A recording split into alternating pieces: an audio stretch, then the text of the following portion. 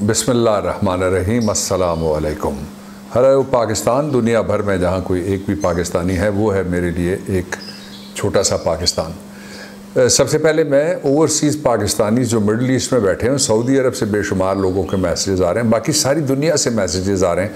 वो एक एक मैसेज यकीन रखिए पढ़ते हैं और उसके मुताबिक फिर बात आगे पहुँचाई जाती है। मैं अभी प्राइम मिनिस्टर से बनी गाला में, आज छुट्टी का दिन था, इसके बावजूद एक मीटिंग करके आया हूँ और उसके दो हिस्से हैं। मैं कुछ आपसे शेयर भी करता हूँ थोड़ी देर में।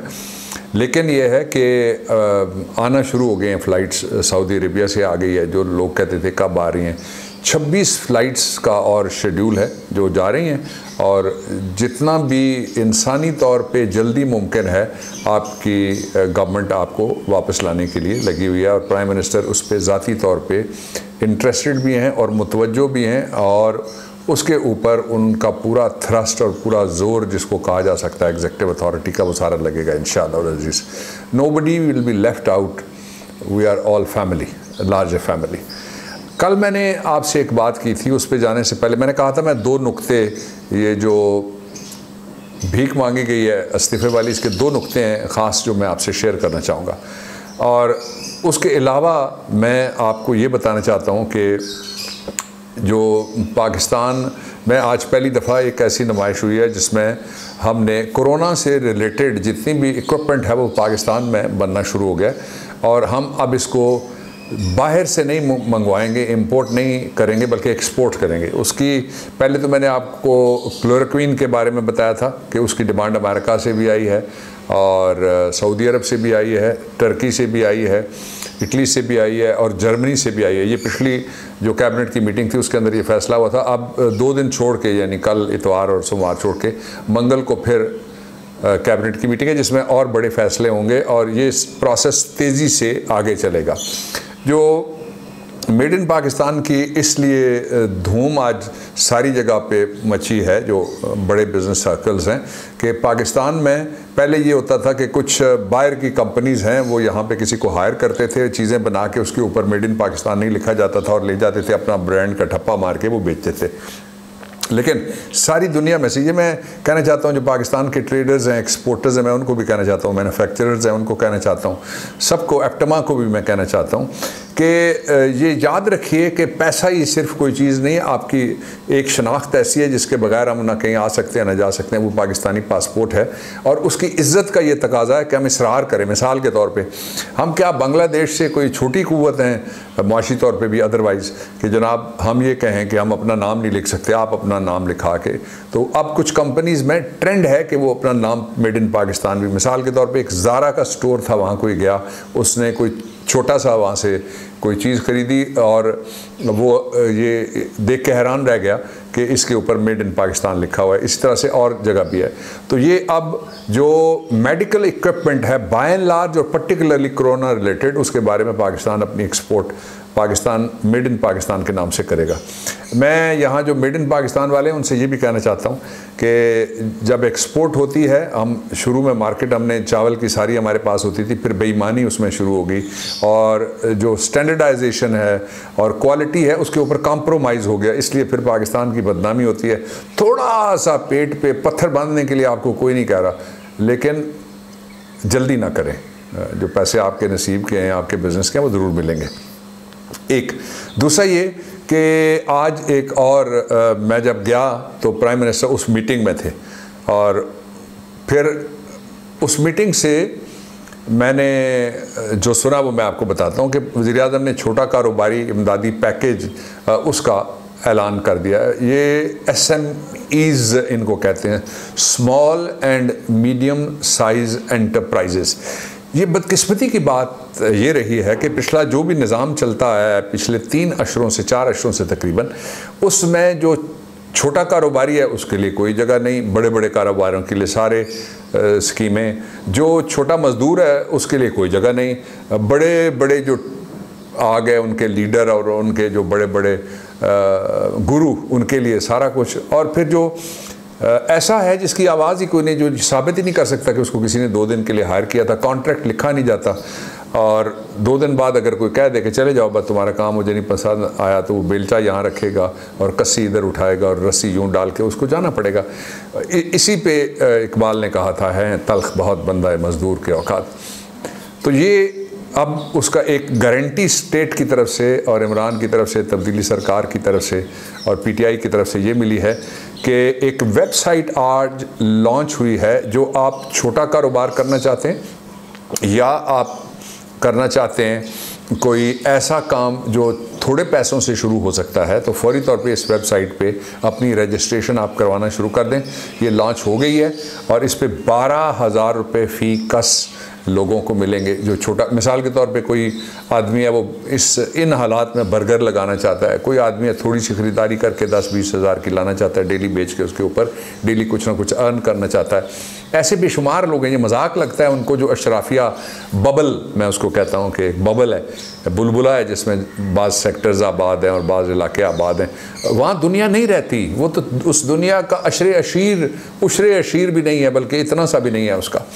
अब इसका जो अगला पहलू है वो ये है कि कल प्राइम मिनिस्टर ने जो कमी की है पेट्रोलियम की मसनूआत के हवाले से, उस कमी के यानी प्राइस रिडक्शन के जो असरात हैं वो पाकिस्तान के पूरे 4 सूबों गिलगित बल्तिस्तान और ख़ित्ता आज़ाद जम्मू और कश्मीर, उसमें सारी जगह पहुंचाने के लिए प्राइम मिनिस्टर ने आज डायरेक्टिव सबको एक जारी कर दिया है।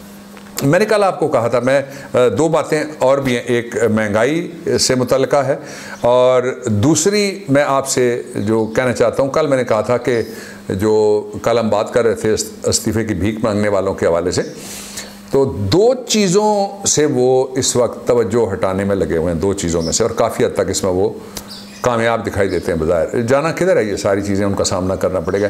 पहली चीज़ ये है कि नैब ने सिंध में जो गंदम स्कैंडल, आपको याद है कि लाखों बोरियां रेत की निकल आई, रखी गंदम की गई थी, पंजाब से लेके गए या जो फेडरल पूल है उसके पैसा खर्च हुआ, जहाँ से भी गंदम जब वहाँ गई तो हुकूमत ने, सरकार ने वो गंदम ज़ाहिर है फिर या स्मगल की, ईरान है, अफ़गानिस्तान है, किसी और तरफ है मुझे मालूम नहीं है, और या फिर वो अपनी जो वहाँ अशराफिया की शुगर मिलें, और अशराफिया की उसके साथ साथ ही वो हैं जो आटे वाली मिलें हैं, फ्लोर मिल्स जिनको कहते हैं, तो 15 अरब रुपए की गंदम गायब हो गई थी। ये तकरीबन साल का अरसा हुआ है, 1.25 साल का अरसा। ये हमारी गवर्नमेंट आने के बाद ही जो आपने मुंतखब की है पाकिस्तान तहरीक इंसाफ की और पूरे पाकिस्तान की गवर्नमेंट है, उसके आने के बाद ही, और फिर पूरे पाकिस्तान की गवर्नमेंट होने का सबूत दिया, फिर इमरान ने पूरे पाकिस्तान के वज़ीर-ए-आज़म होने का सबूत दिया। सबूत कैसे दिया? सबूत इस तरह से दिया कि एक्ट किया और ये किसी कारपेट के नीचे दबने नहीं दिया इस बात को, और अब 10 अरब रुपए, 15 अरब, जब इल्ज़ाम लगता है वो कहते हैं आप साबित करके दिखा, तो 10 अरब रुपए की रिकवरी हो गई है। फ्लोर मिल से रिकवरी हुई है, बहुत पावरफुल फैमिली से रिकवरी हुई है, जिन्होंने प्ली बारगेन किया उनसे रिकवरी हुई है, डाकुओं से डकैती पकड़ी हुई, उस माल का बरामद करना एक बहुत बड़ी बात है पाकिस्तान में, और सिर्फ एक रिकवरी जो है वो 10 अरब रुपए की हो गई है। और ये क्या है? गंदम स्कैंडल है सिंध का। जिस दिन ये लीक होता है उसी दिन वहाँ जो जिन्होंने बड़ी मेहनत के साथ वहाँ ये सारा कुछ किया हुआ है, वो सरकार बोलती है, कहती है जी कि इमरान साहब इस्तीफ़ा ही दे दें तो ज़्यादा अच्छा, इसलिए कि पैसा उनको नहीं मिल रहा। They want cash, they want hard cash, इसलिए कि हार्ड कैश अगर हो तो उसको कश्ती में रखा जा सकता है, गल्फ़ के मुल्कों में पहुँचाया जा सकता है। हार्ड कैश हो तो उससे सोना ख़रीदा जा सकता है, डॉलर ख़रीदे जा सकते हैं, डॉलर गर्ल भेजी जा सकती है बाहर। लेकिन अगर हार्ड कैश सीधा चला जाए गरीब आदमी को, दादू में बैठा हुआ कोई हारी है, मीरपुर ख़ास में माथेलो में बैठा हुआ कोई खातून है, उनको अगर पैसे सीधे जाके उसके हाथ में चले जाएं तो दरमियान में से वडेरा क्या खाएगा? खाक। करप्ट क्या करेगा? करप्शन, खाक। और उन सब के मुंह में खाक जो नहीं चाहते कि वो जिनका ये माल है, कौमी माल खाना जिसको कहते हैं, जिसको बैतुल माल कहते हैं, जिसको गवर्नमेंट किटी कहते हैं, जिसको स्टेट बैंक ऑफ पाकिस्तान कहते हैं, फेडरल रिजर्व्स जिसको कहते हैं, ये सारे का सारा उनका है जिनको पहुंच रहा है, और पहली दफ़ा पहुंच रहा है। इस पहुंचने से जिनकी पहुंच में पैसे नहीं आते उनका गुस्सा आसमानों पे पहुंच रहा है। एक दूसरा पॉइंट मैं आपके सामने रखता हूं कि इसी दौरान 7 और 8 अरब रुपए के दरमियान की एक और चोरी हो गई। चोरी को कवर करने के लिए फौरी तौर पर एक दरख्वास्त डाल दी कि देखिए जी नैब ना आए, देखिए कोई और वफाकी इदारा कुछ ना करे। हमने तो जो प्रोविंशियल हमारा एंटी करप्शन का इदारा उसको हमने कह दिया। कहने के बाद फिर सो जाएंगे, जगाएंगे नहीं, ट्रांसफर करेंगे, चलने नहीं देंगे, वहाँ दबाने की कोशिश करेंगे, नहीं दबेगा। और सिंध के 2 बड़े ख़ानदानों की जो मैं आपको ये बता रहा हूँ रिपोर्ट का हिस्सा है, मिल मालकान है, 2 बड़े ख़ानदान political influentials, who is who, तुर्रम खान, 2 अरब रुपए की प्ली बार्गेन उन्होंने की है। आप अंदाज़ा लगाइए चोरी का साइज़ क्या होगा। इसीलिए तो फिर फालूदे वाले के अकाउंट निकलते हैं ना, इसीलिए तो ओमनी ग्रुप फिर पकड़ा जाता है, और इसीलिए फिर एहतसाब के नाम से उनको इंतकाम की बू आने लगती है। बू अंदर है, उसको ख़त्म करें। और फिर मैं आपको इसी हवाले से ये जो 2 बातें मैंने बताई हैं वो करके तो फिर नारा क्या है कि हम किसी के, आज ज़ुबान ये इस्तेमाल हुई है, तुम होते कौन हो, मुल्क का वज़ीर आज़म होता कौन है? वो वज़ीर आज़म होता है, और कौन होता है? तुम ये कहने वाले कि फ़लाँ तब्दीली आएगी, होते तुम कौन हो? आइन में लिखा हुआ है, उसने कहना है तब्दीली आना ना आना ये पार्लियामेंट का काम है, वहाँ वोटिंग पे डिपेंड करता है, स्ट्रेंथ पे भी डिपेंड करता है। फिर जो एक बहुत अच्छी खबर है, अप्रैल के महीने में महंगाई सर के बल नीचे आई है और कम होके इसमें सिर्फ 90 डेज़ के अंदर 6% से, पहले थी 14.6% टू बी प्रिसाइज, अब 8.5% टू बी प्रिसाइज, यानी सर के बल महंगाई गिर रही है। 2 काम हैं जो करने वाले हैं। पहला काम ये करने वाला है कि महंगाई करने वालों के लिए कानून जो है उस पर अमल दरामद करने वाले इदारे जागते रहें, और दूसरा काम ये करने वाला है कि रमज़ान में एक दफ़ा कोई फल बहुत महंगे हो गए थे तो लोग जागे थे और उन्होंने कराची में बायकॉट किया, तो टके टोकरी पे आ गया सारा जो महंगा बेचा जा रहा था। गवर्नमेंट अपना हिस्सा अदा करे, कौम अपना फ़र्ज़ मत भूले। निज़ाम इसी तरह चलता है सारी दुनिया के अंदर। खुश रहिए, अपने घर रहिए और सेफ रहिए। Save the souls of Kashmir, Pakistan जिंदाबाद।